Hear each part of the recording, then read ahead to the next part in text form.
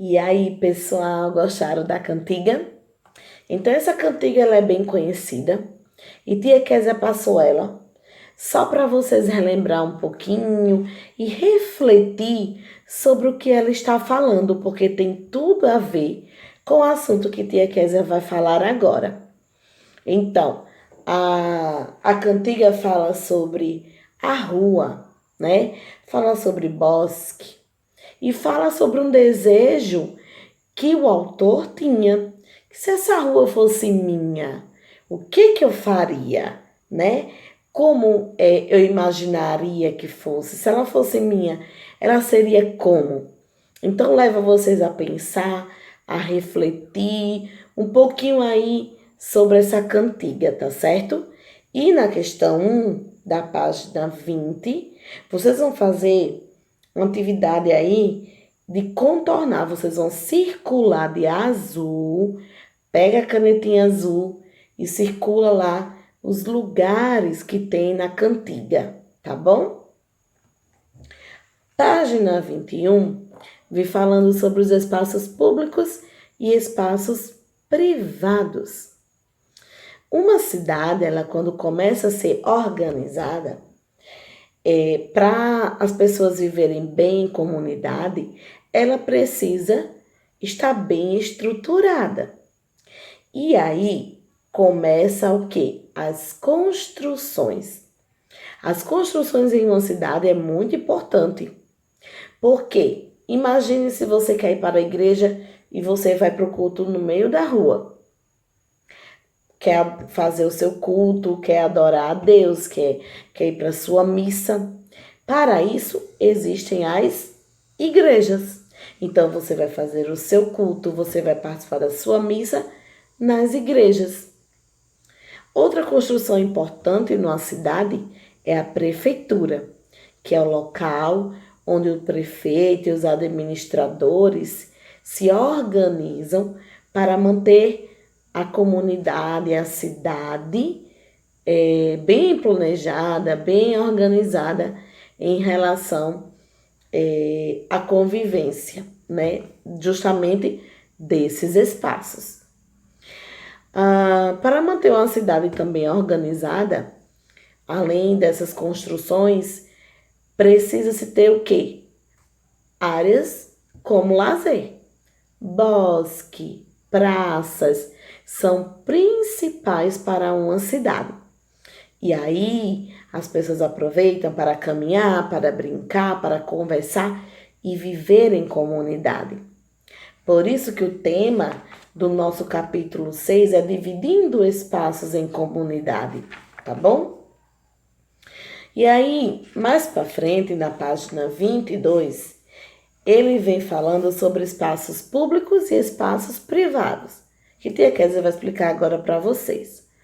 Gente, em uma cidade nós temos esses dois tipos de espaços. Tia, mas para que espaço público e para que espaço privado? Por que esses espaços existem? Vamos lá entender uma coisa. Primeiro, que antigamente, lá na antiguidade, os gregos, eles se reuniam nas praças para debater, para conversar sobre assuntos políticos. Então, muitas coisas eles resolviam entre eles em comunidade, justamente nas praças. Daí se deu a ideia mais para frente de democracia. Que o que é a democracia? É justamente a ideia de socializar os cidadãos uns com os outros, né? Estar de uma vida coletiva, estarem juntos, para debater e discutir, se reunir sobre melhoras e condições de vida em sociedade, em comunidade. Então, eles se reuniam para justamente debater sobre melhoras e condições de vida em sociedade, em comunidade. Logo à frente, trouxe aí a ideia de público e privado. Chamamos de espaços públicos aqueles espaços onde todos de uma comunidade podem participar, onde todos de uma comunidade podem ir. Praça é um espaço público, praia é um espaço público, rua é um espaço público, as lagoas são espaços públicos. Então, espaço público é todo espaço onde as pessoas podem ir e não precisa pagar para estar lá.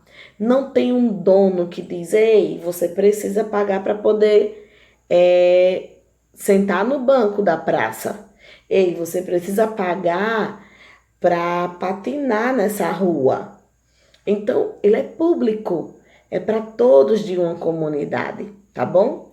E quem cuida desses espaços públicos? Primeiro o governo, né? O estado, o município, nossos governantes, são eles que cuidam desses espaços. E também nós, cidadãos, tá bom? Temos que fazer nossa parte cuidando desses espaços, porque eles também são nossos, tá bom?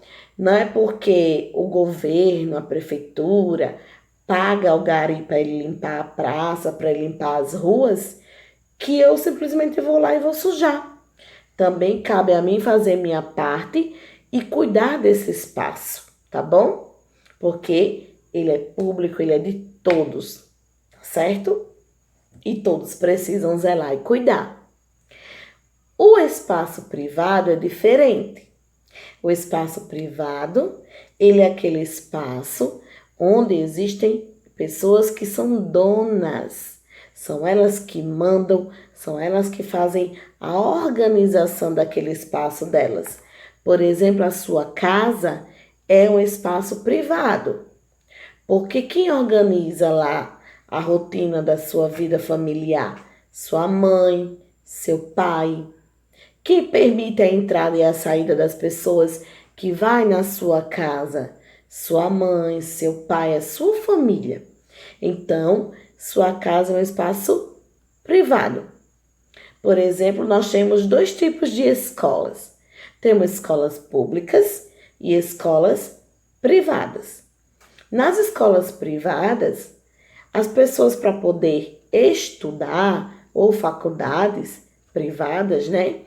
As pessoas para participar delas precisam pagar uma mensalidade por mês, porque elas têm um dono.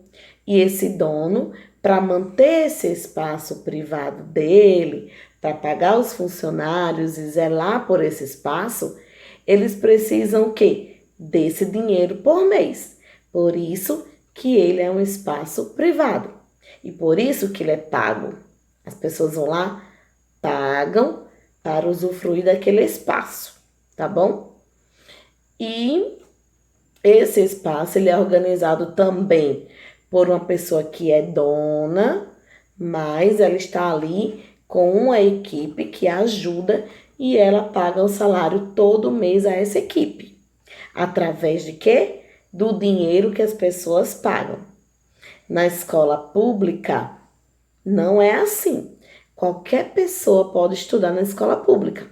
O rico, o pobre, o negro, o branco, quem tem condições, quem tem poucas condições, qualquer pessoa estuda na escola pública.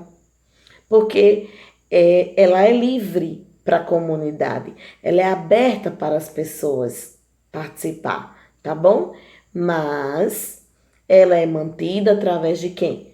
Da prefeitura, através do governo, dos administradores que cuidam dela, tá certo? Diferente desse privado. Então, os espaços privados sempre tem alguém que é dono e que cuida daquele espaço. Mas vamos aqui trazer que alguns espaços privados, eles podem ser públicos, tá? Que isso é muito importante. Por exemplo, loja é um espaço privado. Papai e mamãe, quando o carro quebra, vão na loja para ajeitar. Mas ele é um espaço privado porque tem uma pessoa que é dono daquele espaço, né? E quando seu pai vai comprar a peça ou vai fazer um serviço no carro, ele precisa o quê? Pagar aquele dono daquele lugar, né? Para poder ajeitar o carro. Mas várias pessoas estão circulando. Então, ele também se torna público. Mas ele se torna público porque as pessoas vão atrás desse serviço. As lojas de roupa, as lojas de sapato, o shopping center. O shopping center tem um dono, tá? E aí, esse dono, ele cuida desse espaço contratando pessoas, lojas, alugando as lojas para as pessoas fazerem suas vendas. E aí, o benefício é justamente esse. Eles abrem para o público para conseguir o dinheiro e pagar para a gente assistir ao cinema, pagar para a gente ter acesso aqueles brinquedos lá do shopping, por exemplo. Tudo isso são espaços privados, mas ao mesmo tempo aberto ao público. Só que a gente precisa pagar, tá bom? Vamos lembrar disso, que existem espaços que são privados porque tem um dono, mas eles são abertos ao público para gerar o quê? Renda para os donos, tá bom? Aí vocês têm uma atividade na página 23 que vão precisar destacar os adesivos de material complementar.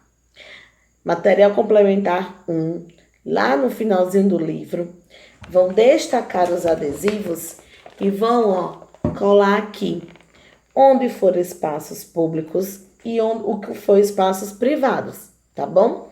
É uma atividade simples, de acordo com o que tia Kézia já explicou aqui, dá para vocês fazer, dá uma lida se não entendeu, ou volta ao vídeo, coloca a pausa, assiste novamente que vocês conseguem fazer, tá certo?